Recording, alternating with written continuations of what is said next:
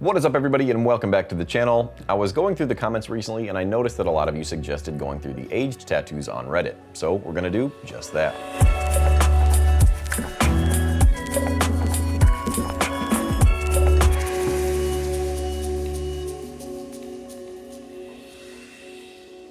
Once again, welcome back. As I said before, I do read a lot of the comments, so if you want to leave me anything, your thoughts, your deepest desires, let me know. Anyway, let's check out the first one on the Aged Tattoos subreddit. All right, well, this one didn't heal great. It says that this is 6 to 10 years old, and to be honest, I would expect a lot better. The only way this really happens is if the lines are really buried in there. No tattoo should look like this after only 6 or 7 years. And I do notice a lot of artists talking down on small lettering tattoos, when in reality, lettering tattoos only look bad after 6 or 7 years if they're not done well. I also noticed in the description that the OP was wondering if this amount of blur was caused by the location of the tattoo, which is on their calf. And again, I don't think that's the case. If we look at some of those lines on the healed photo, you can tell that they're almost scarred up, which means they probably went too deep. I also noticed that mole there kind of got a little more blurry. You might want to get that checked out. This commenter says, normal for a scratch job. Fortunately for you, a skilled tattooer can slap an SAP right over that thing, which for those of you who don't know is a sick-ass panther. But yeah, obviously this tattoo is done by a not-so-great tattooer. Although it does look like a simple design, you still need to know how to finesse that ink into the skin. It can also be too much pigment in the ink itself. Sometimes it helps to dilute your ink before doing solid black tattoos like this, just so it doesn't spread over time. The very top right ended up healing into something very sus. Are the kids still using sus? Should I have used Riz? Did it get Riz done? To be fair, the original design wasn't that great to start off with. It is just a lot of solid, packed in black in these really tight areas. So even if it were to heal as good as it possibly could, it still wouldn't look that great. On to the next one.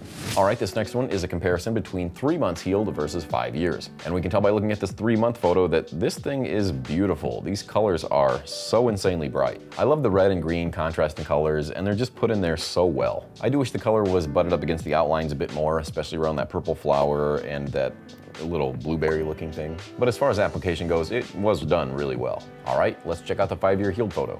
All right, you can tell this tattoo did lose a little bit of color, and that could be due to sun exposure, since it is on the lower arm after all. Yellows and oranges are typically the first 2 colors to go, but they're still there, they're just not as vivid. I also see a little bit of scarring in that black outline, especially in the chameleon's tail and the top of that frog's head. So maybe it was put in a little aggressive, but you know, we gotta get these things to stick. I do like how the artist used a gray wash outline in between the blues and reds just so they didn't blur together more than they already are. To be honest, if I had to add anything to this tattoo, it would just be darker tones in the background to really make the greens in the frog and the reds in the chameleons pop that much more. But this thing really didn't heal all that bad. If we look at the outside of the arm where that lettering is, since we already know that the artist went a little aggressive with those outlines, it did blur up a bit. But it is completely legible. You can read exactly what it says. Shed your past. Oh, sorry, that's a little mole there. It says shed your past. Okay, that makes more sense. But to be fair, I didn't really notice that that was a snake on the outside of the arm. I know we're not really critiquing the designs themselves in this video, but it just looks like a banner or some sort of ribbon. So again, if I were to go back into this tattoo, I would just add some texture, add some scales to the snake, and actually make it look like a snake. Snake. I'd say 1 pass is more than enough to make this thing look brand new again. Next, all right, this one says 3-year-old snail tattoo. And without looking at the healed photo, this tattoo is pretty beautiful. I absolutely love the textures in the snail shell and the little circles that are at the bottom of the snail's body. This thing is awesome. I also love the transition of colors from the orange in the snail all the way to that green just before it hits the shell. It's framed up quite nicely, and it has these little mushrooms that are almost growing out of the frame. The frame is the mushroom. I don't know how else to say that. I can imagine that the dark blues would blend in a little bit better with those lighter blues when we see the healed photo, and I'm hoping I'm right. Let's find out. All right, before we get too far into the weeds on this one, it does say in the description that they added some leaves around the frame of this tattoo, and they were disappointed with how the ink drifted. And I gotta say, the first thing I noticed is what I just talked about, that dark blue blending in with the light blue, and it didn't really do that. It almost looks more separated than when it was fresh, which is kind of crazy. Obviously, the colors aren't as stark as they once were, which I'm kind of bummed about. And judging by this person's skin tone, I don't think they get a whole lot of sun.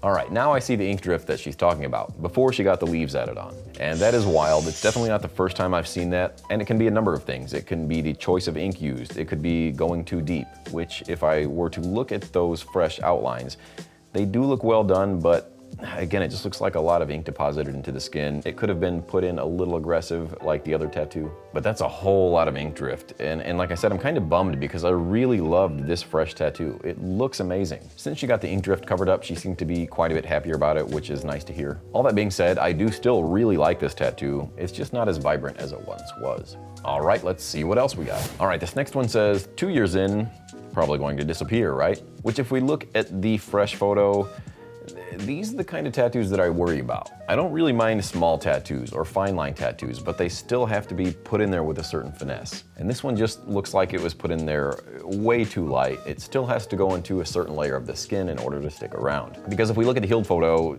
this dog's definitely running away from home. I mean, almost all the glares have completely disappeared. The lines are just barely hanging on, and I can't see this thing sticking around for another 5 years, if that. Be careful using a loofah in the shower because this thing might just rub off. If done well, you can get these tattoos to stick around forever. Something I suggest when doing a lot of like fine line tattoos are using not solid black, but using a dark gray wash, because you can put it in there a little deeper without it looking super black. And chances are it'll stick around a lot longer because there's not that much ink deposited. Let's check out the comments, shall we? I love this comment that says, balloons never last forever. This comment says, itty bitty little cute panther, easy fix. Panthers can fix anything. All right, I actually like this comment from this tattooer down at the very bottom that says, tattoo artist here. This is kind of how super thin fine line goes. A lot of factors involved in how tattoos age and spread out, including genetics, sun exposure, aftercare during the healing process, and how it was applied. In my personal opinion, I'd rather my tattoos fade and do touch-ups than to blob together and need a cover-up. This is why spacing is important. This tattoo has good spacing between the lines. You'll keep needing touch-ups throughout the years, but it'll last a long time if you keep up with it.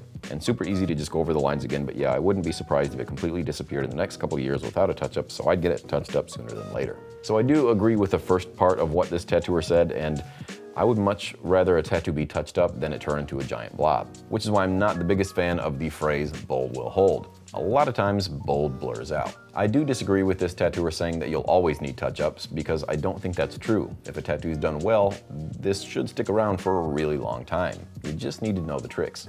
Let's see what's next. All right, this next tattoo says it's been 30 years and counting, which is awesome to see.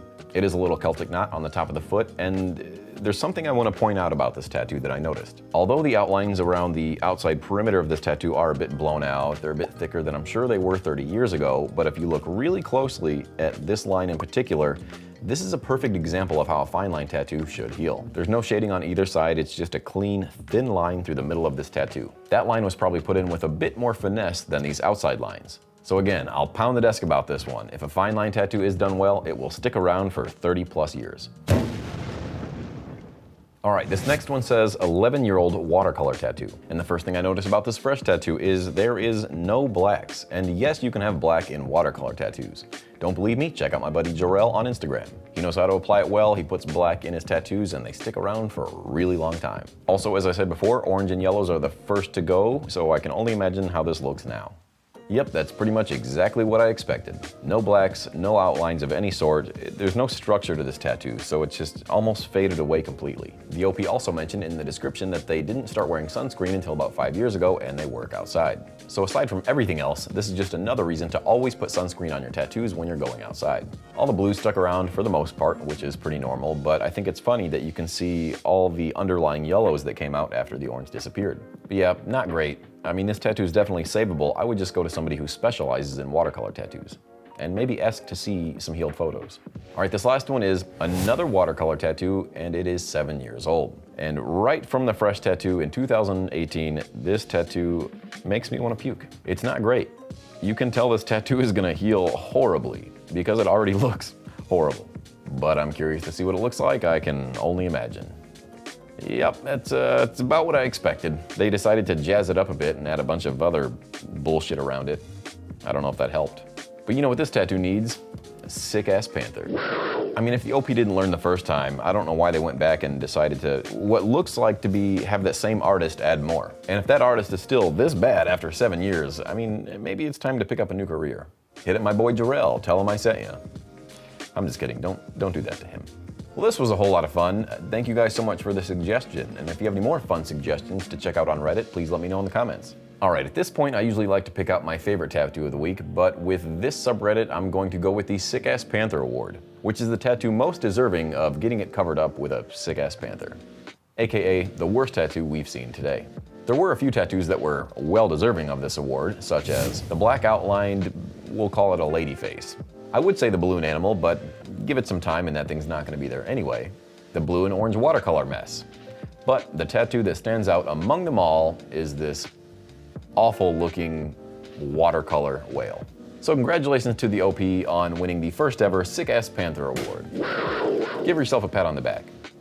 All right, well, I hope you guys enjoyed this. Don't forget to subscribe while you're here, as it is absolutely free. You're not missing out on subscribing. It helps me out a ton, so please share this video with all your friends, and until next time, I'll see you guys next week.